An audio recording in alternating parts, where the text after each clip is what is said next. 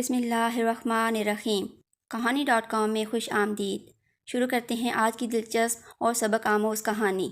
میں حسیب سے بہت پیار کرتی تھی۔ وہ میرے ماموزاد تھے۔ خاندان والے ان کے بارے کہا کرتے تھے کہ یہ لڑکا بڑا رنگین مزاج ہے، اسے بھلا کون بیٹی دے گا۔ میں یہ باتیں ایک کان سے سنتی اور دوسرے سے اڑا دیتی، کیونکہ مجھے حسیب سے پیار تھا۔ وہ امی کے بھائی کا بیٹا تھا، لہٰذا وہ بھی اس سے پیار کرتی تھیں۔ جب وہ ہمارے گھر آتا تو بہت آؤ بھگت کرتیں۔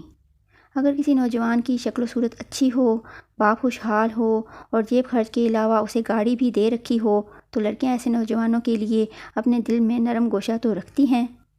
تبھی لڑکیوں سے دوستی کچھ زیادہ مشکل نہیں رہتی۔ میں ایسی لڑکی نہ تھی کہ اٹکل پچو اور سنی سنائی باتوں پر کرتی۔ میں نے خاندان بھر کی لڑکیوں کی چہم گوئیوں پر دھیان نہ دیا اور امی سے کہہ دیا کہ میں حسیب سے شادی کروں گی۔ امی بھی ایسا ہی چاہتی تھیں، سو میری شادی ان سے ہو گئی اور وہ میری محبت میں گم ہو گئے۔ اگر دوسری لڑکیوں سے ان کے ناطے تھے بھی تو توڑ لیے۔ وہ اب کلی طور پر میرے تھے۔ خود ان کا کہنا تھا کہ عمر بھر تمہارے سوا کسی کا نہیں ہو سکتا۔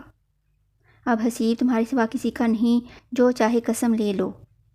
مجھے ان کی باتوں پر 100% یقین تھا۔ ہمیشہ وقت پر گھر آتے اور میری تمام ضروریات کا خیال رکھتے تھے۔ ہر ہفتے ہم سینما جاتے اور سیر و تفریح پر بھی۔ آفس کے بعد کا وقت وہ میرے ساتھ ہی گزارتے تھے۔ دوستوں کو ملنا ہوتا تو وہ گھر آ کر مل جاتے، ورنہ یہ شاذ و نادر ہی ان سے ملنے جاتے تھے۔ ایسے میں کون بدنصیب بیوی ہوگی جو اتنے اچھے شوہر کا شکوہ کرے گی۔ عبیرہ ان دنوں نئی نئی ہمارے پڑوس میں آئی تھی۔ خاصی تیز ترار اور شوخ لڑکی تھی۔ فیشنیبل ہونے کے ساتھ ساتھ تعلیم یافتہ اور خوبصورت بھی تھی۔ باتیں تو ایسی کرتی تھی کہ آدمی بس سنتا ہی رہے اور اس کے سحر میں کھویا رہے۔ اس نے حسیب کو دیکھا تھا اور نہ ہی ان کی مٹ بھیڑ ہوئی تھی۔ اکثر دونوں مجھ سے ایک دوسرے کا تذکرہ سن لیتے تھے۔ ایک دن میں اپنے میاں کا قصیدہ پڑھ رہی تھی، تبھی عبیرہ جھنجھلا گئی۔ بس جی بس، ذرا آزماؤ تو تمہارے سارے خواب ہوا ہو جائیں۔ مت خواہ کتنی قسمیں کھائے، خواہ جلتے شعلے پر ہاتھ رکھ کر بیوی سے کہے کہ میں ہمیشہ تیرا رہوں گا۔ اعتبار کرنے والی سوائے نادان کے اور کوئی کچھ نہیں۔ تم بڑی وفادار اور سعادت مند ہو، مگر تھوڑی احمق بھی ہو۔ اس نے جو یوں بات کی مجھے بہت برا لگا۔ میں نے کہا، عبیرہ میں تو تمہیں دوست سمجھ کر عزت کرتی ہوں اور تم مجھے میرے منہ پر احمق کہہ رہی ہو۔ برا مت مانو، میں تمہاری دوست ہوں، تبھی تو ایسا کہہ رہی ہوں۔ اپنے میاں کی وفا پر ایسا ہی یقین ہے تو آزما کر دیکھ لو۔ کہتے ہیں کہ دوستوں کو آزمایا نہیں کرتے۔ میں نے کہا، حسیب تمہارا شوہر ہے، دوست نہیں۔ آگے تمہاری مرضی۔ میں نے تمہیں ہوشیار کرنا چاہا ہے، پھر بھی تم شتر مرغ کی طرح آنکھیں بند ہی رکھنا چاہتی ہو تو احمقوں کی جنت میں رہو اور مزے کرو۔ میں نے کہا، تو چلو آزما ہی لیتے ہیں۔ تمہاری بات سچ نکلی تو یہ جو سونے کا ہار میرے گلے میں ہے اتار کر تمہارے گلے میں ڈال دوں گی، جو تم میرے شوہر کو بے وفا ثابت کر کے دکھاؤ گی۔ عبیرہ نے میری شرط قبول کر لی اور میرے میاں کے آفس کا نمبر پوچھ کر میرے سامنے ہی نمبر ملایا۔ میں ہنا بول رہی ہوں۔ آپ کی گزرے وقتوں ایک لڑکی رابعہ سے سلام دعا رہی ہے نا؟ رہی ہوگی، گزرے وقت کو کون یاد رکھتا ہے۔ آپ کی بات کرو۔ اب کی بات یہ ہے کہ آپ کے پڑوس میں رہائش ملی ہے تو اس ناطے آپ کے گھر کبھی کبھار آنا جانا ہوتا ہے۔ آپ کی بیگم سے اچھی سلام دعا ہو گئی ہے۔ انہی کی زبانی معلوم ہوا ہے کہ آپ کے دفتر میں استقبالیہ خاتون کی جگہ خالی ہے، اسی سلسلے میں فون کیا ہے۔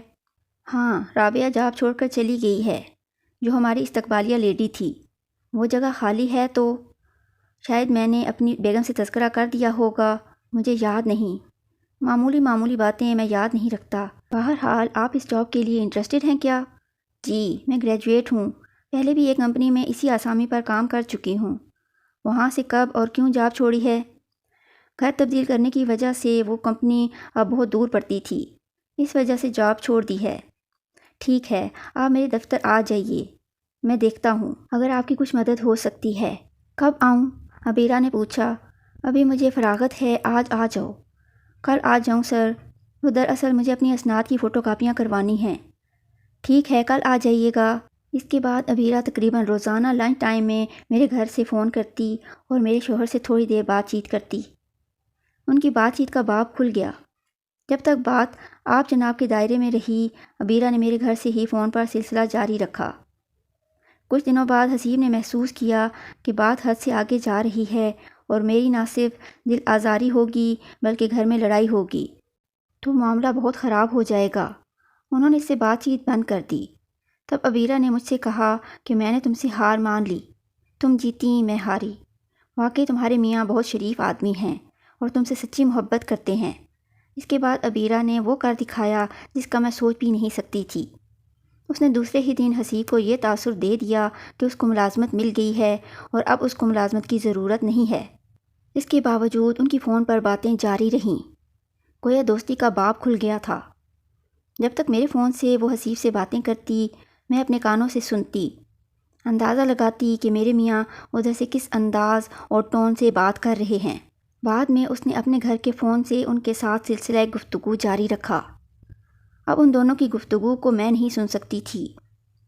میرے میاں اب میری برائی کرنے لگے تھے، پھوڑ پن کا رونا روتے، یوں لگتا تھا کہ عبیرہ کے سامنے وہ میرے وجود کو تسلیم ہی نہیں کرنا چاہتے، اس قدر میری ذات کی نفی میں لگے ہوئے تھے، محض ایک دوسری لڑکی کا دل جیتنے کے لیے۔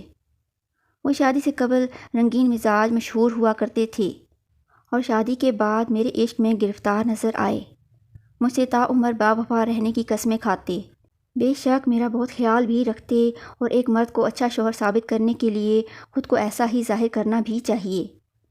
اب مجھے کیا پتا کہ وہ باہر کیسی روش اپنائے ہوئے ہیں، گھر میں تو پرسکون رہتے تھے، مجھے بھی آرام و سکون میسر تھا اور میرا گھر جنت کا نمونہ تھا۔ میں تسلیم کرتی ہوں کہ عبیرہ کی باتوں میں آ کر میں نے یہ غلط کیا کہ خود اپنے شوہر کو بلکہ سارے ہی گھرانے کو آزمائش میں ڈالا۔ حسیب عبیرہ کے گھیرے میں آ گئے تھے، ان کا بس چلتا تو خود کو کنوارا ظاہر کر دیتے، لیکن یہ ممکن نہیں تھا کہ عبیرہ ہمارے پڑوس میں رہتی تھی اور ہمارے گھر اس کا آنا جانا تھا۔ میں اندر ہی اندر سلگ رہی تھی۔ وقت سے پہلے عبیرہ سے لڑ بیٹھنا بھی اپنے پاؤں پر آپ کلہاڑی مار لینا تھا۔ حسیب گھر آتے، میں پہلے کی طرح خاطر تواضع کرتی، ماتھے پر شکن نہ لاتی اور وہ بچ بچ جاتے، میرے لیے نت نئے تحفے لاتے، میں مصنوعی خوشی کا اظہار کر دیتی، مگر زو معنی باتیں بھی منہ سے نکل جاتیں، لیکن وہ نوٹس نہ لیتے کہ اس قسم کی باتیں کرنا بیویوں کی عادت ہوتی ہے۔ میں یوں ہی بیٹھے بیٹھے کہتی، حسیب سنا ہے مرد بے وفا ہوتے ہیں، ایک عورت پر تو اکتفا کرتے نہیں، جیسے باغ میں ہر پھول پر بھنورے کا ٹھہرنا محال ہے، مرد کا دل بھی ایسا ہی ہوتا ہے نا، ایک حسینہ پر ٹھہرتا نہیں۔ وہ حیرت سے مجھے تکتے اور کہتے، کیا ہو گیا ہے تمہیں، کیسی فضول باتیں کرنے لگی ہو، پہلے تو کبھی تم نے ایسی باتیں نہیں کہی تھیں۔ اچھا تو قسم کھاؤ، تم میرے سوا کسی طرف نہیں دیکھتے۔ میں قسم کھاتا ہوں، کہو تو سمندر میں چھلانگ لگا دوں، پھر تمہیں یقین آ جائے گا۔ میں تو کسی اور کو دیکھنا بھی گناہ سمجھتا ہوں۔ عورتوں سے فون پر تو بات ہوتی ہوگی، یہ کیسی بے سروپا باتیں کرنے لگی ہو، میں کسی عورت سے فون پر بات نہیں کرتا، میرے پاس اتنا وقت نہیں کہ فضول میں گنواؤں، تمہارے علاوہ فون پر کسی عورت سے دل میں طمع رکھ کر بات کروں تو یہیں کرسی پر بیٹھے بیٹھے مر جاؤں۔ ادھر عبیرہ سے کافی دن میرے میاں صاحب کی فون پر دل لگی چلتی رہی، میں حسیب کی باتیں بھی سننے کو بے چین ہوتی۔ عبیرہ کہتی، تھوڑا صبر کرو، بنا بنایا کھیل نہ بگاڑو، رنگے ہاتھوں پکڑ لینا، مگر مجھے سونے کا ہار جیت لینے دو، جلد بازی سے معاملہ انجام تک نہ پہنچ پائے گا۔ حسیب اب دیر سے گھر آنے لگے تو ادھر عبیرہ بھی گھر سے غائب ہوتی۔ میں سچ مچ اندر ہی اندر کڑھنے بلکہ مرنے لگی تھی۔ کیا کرتی، یہ بھی تو میرا اپنا کیا تھا کہ شوہر کی وفا کو آزمانے چلی تھی۔ میں پوچھتی، حسیب آپ روز کیوں دیر سے گھر آنے لگے ہیں، کیا کوئی حسینہ رستہ روکے رکھتی ہے؟ وہ کہتے، قسم ہے تمہاری، اگر کسی لڑکی نے میرے اور تمہارے درمیان آنے کی کوشش کی تو اسے گولی مار دوں گا۔ آفس میں آج کل کام کچھ زیادہ ہے، تبھی دیر ہو جاتی ہے۔ اب وہ مرحلہ آ گیا تھا کہ حسیب عبیرہ سے روز ملاقات کے مشتاق ہو گئے، محض فون پر گفتگو سے تعلق سہانے روح ہو گیا تھا۔ دونوں نے سینما ساتھ جانے کا پروگرام بنا لیا۔ مجھے عبیرہ نے کہا کہ آج فلاں وقت تم فلاں سینما پہنچ جانا، ٹکٹ میں تمہیں لا کر دے دوں گی، ریزرویشن میں نے کروا لی ہے، سیٹ نمبر ساتھ ساتھ ہوں گے، تم پہلے جا کر بیٹھ جانا اور ہم تھوڑی دیر بعد آ جائیں گے۔ سینما میں ہی کیوں، باہر کہیں ملو اور مجھے جگہ بتا دو۔ کہنے لگی، ہو نا احمق، باہر مجھے ان کے ساتھ دیکھ بھی لوگی تو وہ کہہ دیں گے ایسے ہی اتفاق سے ملاقات ہو گئی ہے۔ بہت شاطر ہیں حسیب صاحب، نہیں مانیں گے، قسمیں اتنی کھائیں گے کہ آنکھوں سے دیکھ کر بھی تم خود کو جھوٹی سمجھنے لگو گی۔ سینما ٹھیک ہے، جہاں سے بھاگ نہیں سکیں گے۔ میں نے اس کی بات مان لی، حالانکہ میں اکیلے سینما جانے سے گھبرا رہی تھی۔ اس نے کہا کہ کسی سے برقع مانگ لو، انٹرول تک صبر سے ہماری باتیں سننا، ٹھیک ہے؟ اسے میرا سونے کا ہار لینا تھا اور مجھے اپنے شوہر کو کسوٹی پر پرکھنا تھا کہ کھوٹا ہے کہ کھرا۔ میں وقت مقررہ پر سینما میں جا بیٹھی۔ وہ دونوں پکچر شروع ہونے سے چند سیکنڈ پہلے آ کر میرے برابر براجمان ہو گئے۔ درمیان میں عبیرہ تھی، شرط جیت کر میرے سونے کا ہار حاصل کرنے کے خیالوں میں کھوئی ہوئی۔ میں نے اپنے کانوں سے سنا۔ حسیب نے دھیمے لہجے میں عبیرہ سے کہا، ظالم، کتنے دنوں سے تم نے مجھے تڑپا رکھا ہے، اب تو خوابوں میں بھی تم ہی دکھائی دیتی ہو۔ اگر آج تم میرے ساتھ سینما نہیں آتی تو میں خودکشی کر لیتا۔ اب تمہارے بغیر زندہ رہنا محال ہے۔ اگر روزانہ نہیں ملو گی تو میں مر جاؤں گا۔ وہ دبی دبی ہنسی ہنسنے لگی۔ آپ تو بڑے جاں باز ہیں، کل ملے ہیں اور آج میرے عشق میں جان دے رہے ہیں، جبکہ شادی شدہ اور 3 بچوں کے باپ ہیں۔ کیوں اتنی رومانٹک فضا میں ملاقات کا مزہ کرا کرتی ہو؟ حسیب نے اس کا ہاتھ اپنے ہاتھ میں لے رکھا تھا۔ فلم نئی تھی، رش بھی تھا، مگر یہ دونوں ایک دوسرے میں گم تھے۔ میں نقاب کی اور سے انہیں دیکھ رہی تھی۔ میں فلم دیکھنے تو نہیں آئی تھی، البتہ فلم کے پردے پر اپنی زندگی کا دوسرا رخ دیکھ لیا۔ حسیب زیادہ سے زیادہ اس کے ساتھ کندھا ملانے اور قریب ہونے کی کوشش میں اس پر جھک جھک جا رہے تھے۔ اب یہ میرے لیے ناقابل برداشت ہو چکا تھا۔ میں نے عبیرہ کی چٹکی لی۔ اس سے پہلے کہ میں کچھ بول پڑتی، حال کی بتیاں روشن ہو گئیں۔ وہ دونوں سیدھے ہو کر بیٹھ گئے۔ تبھی عبیرہ میری طرف رخ کر کے گویا ہوئی، ارے سمینہ تم۔ وہ مجھ سے یوں گھل مل کر باتیں کرنے لگی جیسے بہت دنوں بعد پرانی سہیلیاں ملتی ہیں۔ پھر حسیب کی طرف رخ کر کے بولی، یہ میری پرانی سہیلی ہے، آج اتفاق سے یہاں مل گئی ہے۔ میں بددستور نقاب ڈالے رہی۔ اس نے کہا، یہ میرے شوہر ہیں سمینہ، آج ہم تمہیں ریسٹورنٹ میں اچھی سی کافی پلوائیں گے، کیوں حسیب؟ ہاں ہاں کیوں نہیں، جہاں کہو گی لے چلوں گا۔ مجھے ڈر تھا کہ وہ برقع میں مجھے پہچان نہ لیں، مگر انہوں نے زیادہ غور نہیں کیا، کیونکہ پہلو میں تو محبوبہ بیٹھی ہوئی تھی۔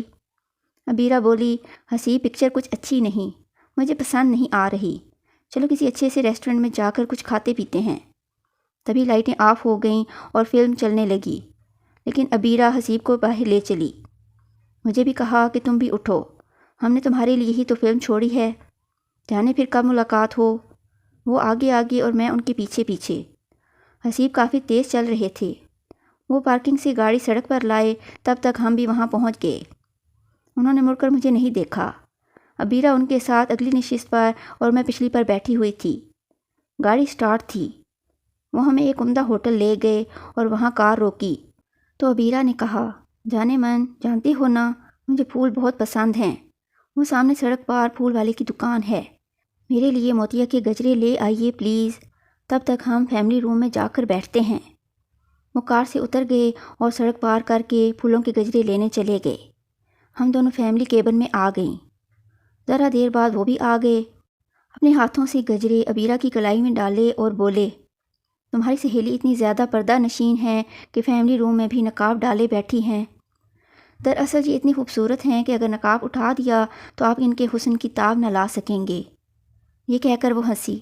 حسیب کا اشتیاق سوا ہو گیا۔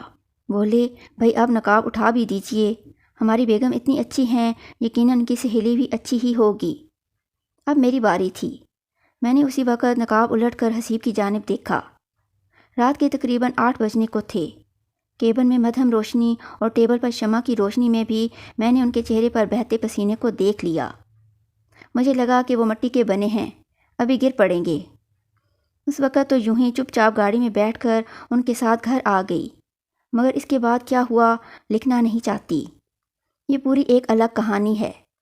سونے کا ہار تو میں شرط میں ہار گئی، مگر اپنے یقین کے ہارنے کا دکھ ہار کے ہارنے سے کہیں زیادہ تھا۔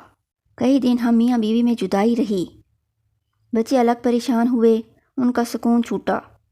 بالآخر میرے بڑے بھائی اور والد کی کوششوں سے ہماری صلح ہو گئی۔ جیسے ہر عورت کہتی ہے، بس بچوں کی خاطر صلح کر لی، ورنہ۔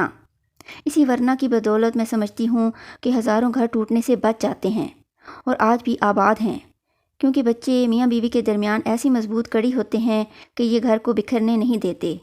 یہ تھی آج کی کہانی۔ اگر ویڈیو پسند آئے تو اسے لائک اور شیئر کریں، چینل کو سبسکرائب کریں اور بیل نوٹیفیکیشن آن کر دیں تاکہ ہماری آنے والی ہر کہانی آپ کو بر وقت مل سکے۔ کمنٹس میں اپنی قیمتی آراء سے ضرور آگاہ کریں۔ اپنا اور اپنے چاہنے والوں کا بہت زیادہ خیال رکھیں۔ اللہ حافظ۔